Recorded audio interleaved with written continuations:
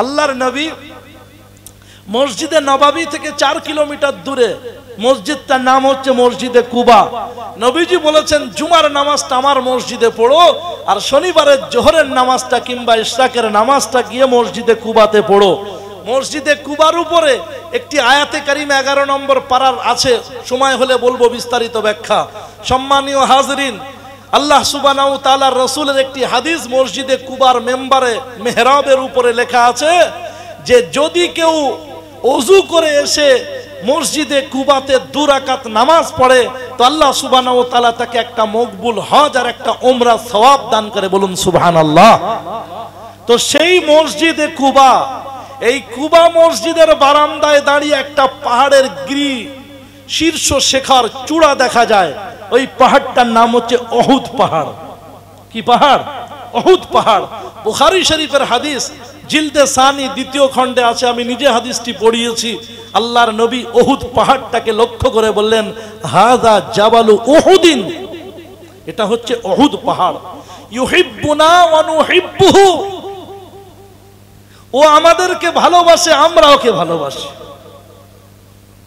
উহুদ পাহাড়ের মধ্যে প্রাণ সত্তা প্রতিষ্ঠিত করে নবীজি বলতে চাইলেন যে আমাদের দেশের সম্পদ হচ্ছে পাহাড়। পাহাড় পৃথিবীর অ্যালাইনমেন্টকে রক্ষা করেছে। অ্যালাইনমেন্ট যাদের 4 চাকা আছে তারা বুঝবেন, কখনো কখনো 4 চাকার চাকা ক্ষয়ে যায়, খেয়ে নেয়। একটা বড় কম্পিউটার উপরে তোলানো হয়, তোলার পরে বলে দেয় যে আপনার অ্যালাইনমেন্ট নষ্ট হয়ে গেছে, অ্যালাইনমেন্ট বানাতে হবে, এই টাকা লাগবে, অ্যালাইনমেন্ট বানিয়ে দেয়। আর যাদের সাইকেল আছে তারা বুঝবেন, ছোটবেলায় সাইকেল চালিয়েছেন, কখনো কোনো দুর্ঘটনা বশত আপনার সামনের চাকার সঙ্গে ওই হ্যান্ডেলের ব্যালেন্স নষ্ট হয়ে যায়, বেঁকে যায়, হয়ে যায়। এজন্য সাইকেল চালক বন্ধু তিনি সামনে চলে যান, গিয়ে 2টো চাকা পায়ের মাঝখানে ভরে দিয়ে হ্যান্ডেলটা এইভাবে আপনার ঠিক ব্যালেন্স ঠিক করে, দেখেছেন? এটাকে বলে অ্যালাইনমেন্ট ঠিক করা। তো এই অ্যালাইনমেন্ট নষ্ট হয়ে গেলে গাড়ির ভারসাম্যতা নষ্ট হয়ে যায়, ব্যালেন্স খারাপ হয়ে যায়। তো আল্লাহ সুবহানাহু ওয়া তাআলা ওয়াজআলনাল জিবালা আওতাদা, পাহাড়কে যে আল্লাহ পেরেক বানিয়েছেন পৃথিবীর অ্যালাইনমেন্ট। এই পৃথিবী 7 টেকটনিক আপনার পাত, 7টা পাতের উপরে এই পৃথিবী প্রতিষ্ঠিত। এই পৃথিবীর পাতের সঙ্গে অ্যালাইনমেন্ট ভারসাম্যতা রক্ষা করে আল্লাহ সুবহানাহু ওয়া তাআলা পাহাড়কে পেরেক হিসাবে দিয়েছেন। এই পাহাড় যেখানে, যেটা আলপস পাহাড় যেখানে, এভারেস্ট পাহাড় যেখানে, কাঞ্চনজঙ্ঘা চূড়া যেখানে, ওই পাহাড় যদি ওখান থেকে 2-10 কিলোমিটার আগে পিছে হয়ে যায় পৃথিবীর ভারসাম্যতা নষ্ট হবে, অ্যালাইনমেন্ট নষ্ট হবে। কুদরতময় আল্লাহ, আল্লাহর কুদরত নিয়ে সায়েন্স নিয়ে আলোচনা করার সময় তো রাত্রেবেলা নয়। এই জন্য আজকের সাজামাটা তাবলি তুবলি দিয়ে বেরিয়ে চলে যাচ্ছে। 10টার সময় 9টার সময় তুলবেন, ভরপুর মজমাতে তুলবেন ইনশাআল্লাহ। আল্লাহ সুবহানাহু ওয়া তাআলা চাইলে কালকে কলকাতার একটা জায়গায় প্রোগ্রাম ছিল, একবারে প্যাকড অফ শ্রোতা, আমাকে তুলেছে ঠিক 8টায়, 8:30টায়, 8:30 থেকে 10:30 পর্যন্ত একবার ফুল পিকআপে বক্তব্য হয়েছে। ওরা চাইছিল আরো হোক, কিন্তু আমার পরে মুফতি আজিজুল হক কাসেমি সাহেব দামাত বারকাতুম আলী আর ছেলে মুফতি বাকিবিল্লাহ সাহেব ছিলেন, আর 12টা পর্যন্ত ওখানকার পারমিশন ছিল। প্রিয় হাজিরিন, তো আগামীতে যদি আমার কিছু কথা শোনার আপনাদের ইচ্ছা হয় তাহলে প্লিজ কাইন্ডলি অনুরোধ করব যে আমাকে 10টার আগে ওঠানোর ব্যবস্থা করবেন। 12টা বেজে গেল মানে জলসারও 12টা বেজে যায়। সব ঘুমন্ত শ্রোতা, বাড়িমুখো শ্রোতা, ঘরমুখো শ্রোতা। এই শ্রোতার এখন কি করব, যেমন তেমন গল্প স্বল্প করে একটু জাগিয়ে রেখে আর 2-4টে মানে কি বলে মশলা মুড়ি, ঝালমুড়ি দিয়ে বাড়ি পাঠাতে হবে। এখন কি করতে হবে, জাগিয়ে রাখা তো দরকার। প্রিয় হাজির, any how come to the point please. আল্লাহ আপনাদেরকে আমাদের সবাইকে বোঝার তৌফিক দান করুন, বলি আল্লাহুম্মা আমিন। তাহলে সম্মানীয় সুধী সুপ্রিয় উপস্থিতি, আমার বলতে চাইছিলাম যে এই পাহাড়কে প্রাণ সত্তা দান করে নবীজি বললেন যে আমাদের আরব দেশের পাহাড় হলো সম্পদ, এজন্য এই পাহাড়কে ভালোবেসো, পাহাড়কে নষ্ট করো না। আমাদের ভারতে বৃক্ষ হচ্ছে সম্পদ, তাই বিনা কারণে বৃক্ষ গাছ কেটে দেবে না। নবীজি বললেন, মান গারাসা সাজারা, যে ব্যক্তি বৃক্ষরোপণ করলো, সেই বৃক্ষ থেকে পাখি এবং মানুষ যদি ছায়া নেয়, ফল খায়, তার সওয়াব ওই বৃক্ষরোপণকারীর নামায় আমলে পৌঁছাবে। নাহা রাসূলুল্লাহ সাল্লাল্লাহু আলাইহি সাল্লাম আন কাতঈশ শাজারাতিল কাবীরা ওয়াল মুসমিরা, আল্লাহর নবী ফল যুক্ত বৃক্ষকে, বড় বয়স্ক বৃক্ষকে নবী কাটতে মানা করেছেন। যে গাছ ফল দেয় তাকে কাটতে নবী মানা করেছেন। এজন্য নবীজির হাদিসগুলো একদিন শুনবো। ইনভায়রনমেন্ট কেন্দ্রিক, সমাজ তন্ত্র কেন্দ্রিক আল্লাহর নবী কি কি তথ্য দিয়েছেন সেগুলো শুনবো, জানবো, ওলামাদের কাছে জিজ্ঞাসা করব। নেই কে বলেছে? আপনি জিজ্ঞাসা করুন না। একজন আলিমকে নবীজির বিবাহ সংক্রান্ত জানতে চান, একজন আলিমকে নবীজির হাঁটা চলা সম্পর্কে জানতে চান, একজন আলিমকে নবীজির মুখমণ্ডল সম্পর্কে জানতে চান, এমন বলবে আপনার জান ভরে যাবে, প্রাণ ঠান্ডা হয়ে যাবে।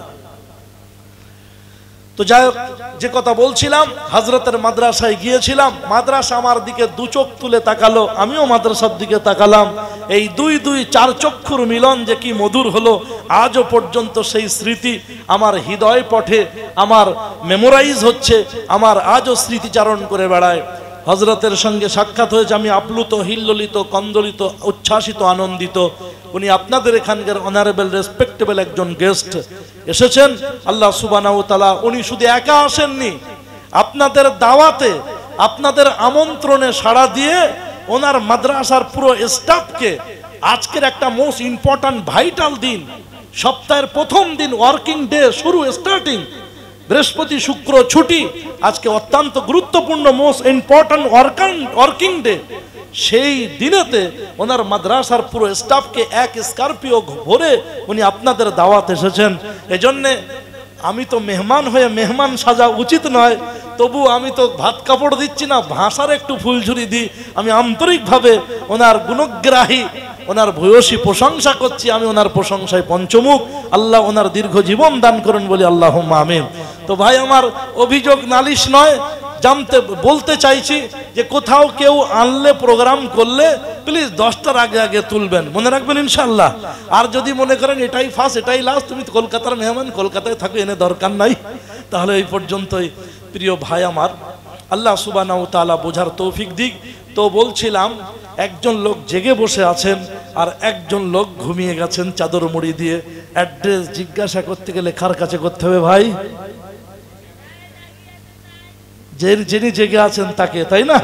তাহলে আমার আপনার নবী হযরতে মুহাম্মদুর রাসূলুল্লাহ সাল্লাল্লাহু আলাইহি সাল্লাম, ওমা মুহাম্মাদুন ইল্লা রাসূল কদ খালাত মিন ক্বাবলিহির রুসুল আফাইম মাতা। আমার আপনার 4 নম্বর পারা, হযরতে রাসূল পাক সাল্লাল্লাহু আলাইহি ওয়াসাল্লাম ইন্তেকালের ঘটনা আছে, আমি ওদিকে যাচ্ছি না। তো আল্লাহর নবী ইন্তেকাল করেছেন, আম্মা আয়েশার ঘরেতে সমাধিস্থ আছেন, দাফন হয়ে আছেন। নবীরাজ কোথায় দাফন হয় সে নিয়ে নবীর ইন্তেকালের পরে ঝগড়া ছিল। হযরত আবু বকর সিদ্দিক তার ফয়সালা দিয়ে দিয়েছেন যে নবীরা যেখানে মারা যায় সেখানেই তাদের দাফন করতে হয়, তাই সেখানে দাফন করা হয়েছে। আমার ওস্তাদ মুহতারাম মুফতি শাইখুল হাদিস হযরত সাঈদ আহমদ পালনপুরি সাহেব রাহমাতুল্লাহ আলাইহি, আমি ওনার কাছে বুখারী আউয়াল পড়েছি এবং তিরমিজি আউয়াল পড়েছি। হযরতে মুহতারাম উনি বারবার ওনার দিলের তামান্না ছিল যে আমাদের মধ্যে কয়েকটা জিনিস খুব গুরুত্বপূর্ণ, খুব যন্ত্রণাদায়ক বিষয়। সেটা হচ্ছে, এক জায়গায় মানুষ মারা গেল আর সেখান থেকে তার ডেড বডিকে নিয়ে আসা হয়, কষ্ট দেওয়া হয়, এটা উচিত নয়। যেখানে মারা যাবে সেখানে দাফন করতে হবে। আর দাফন কাফন কার্যটা বিরাট হাইলাইট করে, লাশ আটকে রেখে লোকজনকে জানিয়ে দিয়ে, আর আপনার কবরের শোয়ার আগে মাজার তৈরি করে বিরাট কিছু আপনার হাইলাইট করে তাকে দাফন কাফনের ব্যবস্থা, এমনটিতে আমি সন্তুষ্ট নয়। তো আল্লাহর বান্দা সারা জীবন হাদিসের খিদমত করে মুহাদ্দিসে কবির হয়ে সদরুল মুদাররিস বিদারুল উলুম দেওবন্দ এশিয়া মহাদেশের বিখ্যাত দ্বীন ইসলামের প্রাণ কেন্দ্র। আমি মদিনা ইউনিভার্সিটিতে গিয়েছি। মদিনা ইউনিভার্সিটির কয়েকবার গিয়ে ছাত্র স্টুডেন্টদের সঙ্গে সাক্ষাৎ মোলাকাত করেছি। আমার নামে নাম, মদিনা ইউনিভার্সিটির একজন বাংলাদেশি ছাত্র, তারও নাম হারুন, সে ভালো পজিশনে আছে। গতবারে তার সঙ্গে সাক্ষাৎ করে মদিনা ইউনিভার্সিটির ডিপ ম্যাটারগুলো আরও জেনে বুঝে এসেছি। কিন্তু আলহামদুলিল্লাহ দারুল উলুম দেওবন্দকে মিশরের জামে আজহার এবং মদিনা ইউনিভার্সিটির তুলনায় দারুল দেওবন্দ আখলাকিয়াতে, আপনার তারবিয়াতে, তালিমে, সব ক্ষেত্রে দারুল আগে বলতে হবে। সূর্য যেখানে ওঠে সেখানেও দারুল দেওবন্দের ফজলা কাজ করছে, সূর্য যেখানে ডোবে সেখানেও দারুল দেওবন্দ তাদের আপনার স্নাতককে পাঠিয়ে, প্রোডাক্টকে পাঠিয়ে কাজ নিচ্ছে। নিউজিল্যান্ডের মাটিতে, হল্যান্ড, পোল্যান্ড, ইংল্যান্ডের মাটিতে, ইউরোপ, আমেরিকা কান্ট্রির অভ্যন্তরে বিভিন্ন জায়গায়, বিভিন্ন স্তরে দারুল দেওবন্দ তার প্রোডাক্ট সাপ্লাই করে, সেখানে দ্বীন ইসলামের বার্তা উঁচু করে আর দ্বীন ইসলামের পতাকা ঝান্ডা উঁচু করিয়ে দারুল দেওবন্দ প্রোডাক্ট পাঠিয়ে সেখানেও দ্বীনের কাজ করিয়ে নিচ্ছেন। প্রিয় হাজরিন, দারুল দেওবন্দ এমন একটা প্রতিষ্ঠান, শরিয়াতের ব্যাপারে কেউ কিছু উল্টো পাল্টা চললে দারুল দেওবন্দ তার বিরুদ্ধে সোচ্চার হয়, দারুল দেওবন্দ তার বিরুদ্ধে ফতোয়া প্রদান করে ওখানে বসে বসে। চাই সে ইসলাম এবং শরিয়াতের বিধান লঙ্ঘনকারী মাদানি হোক, ফুটানি হোক, আজহারি হোক আর মাঝারি হোক, অথবা নিজের স্নাতক পকেট পূজারি হোক, দারুল দেওবন্দ থেকে ফারেক হয়ে এসেও যদি পেট পূজারি, পকেট পূজারি হয়ে মানুষকে ভাওতা দিয়ে, ধোকা দিয়ে কোরআন হাদিসের নামে মানুষকে মিসগাইড করে, নিজের সন্তানকেও তার বিরুদ্ধে ফতোয়া দিতে দারুল উলুম কুণ্ঠাবোধ করে না, আর মাদানি, ফাটানি, আজহারি, মাঝারি কেউ দেখে না। দারুল দেওবন্দ আল্লাহ এবং আল্লাহ রসুলের দিকে তাকিয়ে আল্লাহকে খুশি করার জন্য, নবীকে সন্তুষ্ট করবার জন্য তারা সেখান থেকে সিংহের মতো হুঙ্কার দিয়ে, গুরু গর্জিত হয়ে গগন স্পর্শী আওয়াজে সিংহের মতো হুঙ্কার দিয়ে গোটা বিশ্বের শরিয়াত প্রতিষ্ঠিত করতে চায়। সেই দারুল দেওবন্দের শেখুল হাদিস, মুহাদ্দিসে কবির, মুফতি আজম, সদরুল মুদাররিস হযরত মুফতি সাঈদ আহমদ পালনপুরি সাহেব রহমাতুল্লাহ আলাইহি, ওস্তাদে মুহতারাম, যে সমস্ত বিষয়গুলো উনি খারাপ মনে করতেন, আল্লাহ সেই সমস্ত বিষয় থেকে ওনাকে বাঁচিয়ে নিয়ে করোনার পিরিয়ডে ইন্তেকাল হয়েছে।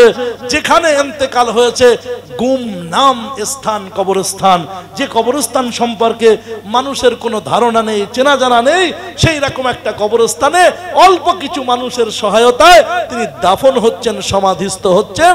লাশ মুনতাকিল হচ্ছে না, এক জায়গা থেকে আরেক জায়গায় নিয়ে আসা হচ্ছে না, লোককে হাইলাইট করে বিরাট কিছু করে জানানো হচ্ছে না। প্রিয় হাজরিন, ভালোবাসতেন তাই আল্লাহ ভালোবাসার মউত দান করেছেন। আল্লাহ তাকে জান্নাতুল ফেরদাউসের উচ্চ মাকাম দান করুন, বলি আল্লাহুম্মা আমিন। শুধু উপস্থিতি আমার, তাই আমি আপনাদেরকে বলছিলাম, তাহলে অ্যাড্রেস জিজ্ঞাসা করবে কাকে? ঘুমন্ত না জাগ্রতকে? জাগ্রতকে। তাহলে আমার আপনার নবী আম্মাজি হযরতে জগৎ জননী আয়েশা সিদ্দিকা রাদিয়াল্লাহু তাআলা আনহার ঘরেতে রিয়াজুল জান্নার পাশে আল্লাহর নবী চিরনিদ্রায়, আল্লাহর নবী ঘুমাচ্ছেন, আল্লাহর প্রিয় পয়গম্বর ওখানে আছেন। নবীরা কবরে জীবিত থাকে, দিট ইজ দ্য ডিফারেন্স ম্যাটার, এটা আলাদা ব্যাপার। আর নবী হাইয়ুন ইরযাকুনা ফি কুবুরিহিম, নবীরা কবরে জীবিত থাকে, তাদেরকে রুজি পৌঁছানো হয়। অন্য রেওয়ায়েতে, অফি রেওয়ায়েতিন উখরা ইউসাল্লুনা ফি কবরিহি, তারা কবরে নামাজ কালাম পড়েন, ওটা আলাদা বিষয়। কিন্তু আল্লাহর নবী আপনার, তিনি হচ্ছেন ঘুমন্ত, তাই না? কবরে আছেন শাহিত। আর সৈয়দনা হযরতে ঈসা আলাইহিস সালাম চির জাগ্রত, চতুর্থ আসমানে আছেন। কিয়ামতের আগে দাজ্জাল বেটাকে প্রতিহত করবার জন্য আসবেন। দামেস্কের জামে মসজিদে সিঁড়ি লাগানো হবে, গোসল করে চুল থেকে পানি ঝরছে, এই রকম অবস্থায় হযরতে সৈয়দনা ঈসা আলাইহিস সালাম আসবেন। তাহলে হযরতে ঈসা আলাইহিস সালাম ঘুমন্ত না জাগ্রত? জানতে চাইছি, ঘুমন্ত না জাগ্রত? আমার আপনার নবী তিনি দুনিয়ার বুকে আছেন না কবরে শাহিত? তাহলে প্রেজেন্ট সিচুয়েশনে, বর্তমান সময়ে স্বর্গের দিশা, প্যারাডাইসের ঠিকানা, জান্নাতের বাসস্থানের কথা, অ্যাড্রেস জানতে চাইলে ঘুমন্ত শাহিত তার কাছ থেকে জানবেন না জাগ্রতর কাছ থেকে জানবেন? কেস খেলেন ডবল, কেস খেলেন ডবল।